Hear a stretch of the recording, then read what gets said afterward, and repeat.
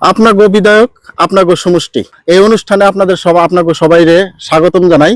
আমার সাথে একজন যুবক বিধায়ক আছে, আপনারা দেখতেছেন। ইনি হলেন এআইডিএফ দলের চেঙ্গা বিধানসভা সমষ্টির বিধায়ক, সম্মানীয় বিধায়ক আমার সাথে উপস্থিত আছেন।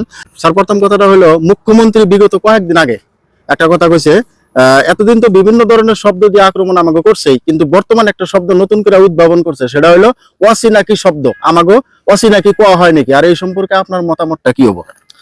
আহ, দেখেন, এই দেশে বা আসাম রাজ্যে বিগত সময়তে নাগরিকত্ব নিয়ে আর বিশেষভাবে আসামের সংখ্যালঘু মুসলমান যারা বঙ্গমূলের অরিজিনাল বা ইস্ট বেঙ্গল অরিজিন মুসলিম যারা আছে, তাকে বিভিন্ন সময় বিভিন্ন ধরনের বিভিন্ন শব্দরে তাকে নামাঙ্কিত করা বা শ্লেষাত্মক ভাবে তাকে নিন্দা করা, তাকে অত্যাচার করে আহা হয়েছে মানসিকভাবে। আর দেখা গেছে যে এই মানুষগুলোর এক সময় এক পরিচয় দিয়ে তাকে কওয়া হয়তো, কোনো সময় তাকে চরুয়া, পমুয়া, ন অসমীয়া, লৌহিত্য অসমীয়া ইত্যাদি পজিটিভ কথাও বিভিন্ন সময় কইতো।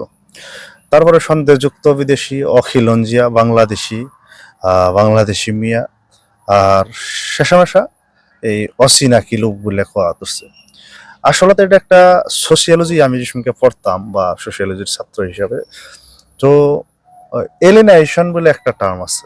তার মানে মানুষরে যদি কেউ মাইরে হালদার নাকি কেউর প্রতি যদি মানুষের মারে কোন সুম কেউ যে সঙ্গে মাইরে হালায়, সে সঙ্গে মারে যে তার মনের ভিতরে যারে মারবো তার প্রতি এত বেশি ঘৃণা জমান রাখবো যে হ্যাঁ আর আমি এক না, উনি আমার থেকে আলাদা।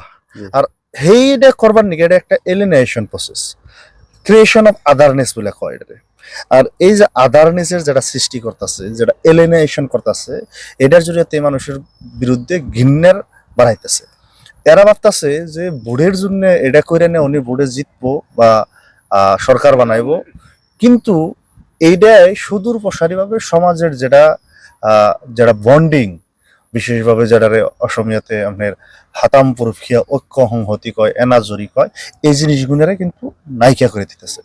আর সুতরাং কথাটা হয়েছে যে এই মুখ্যমন্ত্রী হিসাবে এই ধরনের কথাবার্তা কওয়া বা এই টার্মগুলো ইউজ করাটা অত্যন্ত গর্হিত কাম।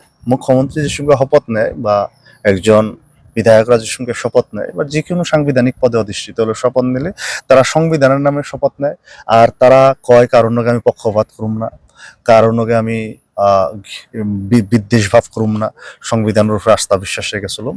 কিন্তু দেখা গেছে যে হিমন্ত বিশ্ব শর্মা মুখ্যমন্ত্রী হওয়ার পর বরাবরই তিনি আস্থা বিশ্বাস সংবিধানের উপরে নেওয়ার শপথ আর যা যা করছে সব মিসাই পরিণত করে উনি একটা নৈরাজ্যর সৃষ্টি করে মুসলমান মানুষের ভিতরে বিরুদ্ধে ঘৃণার ভাব সৃষ্টি করে উনি রাজনীতি করবার চাইতেছে, যেটা অত্যন্ত ভয়াবহ, অত্যন্ত খারাপ দিনের সংকেত।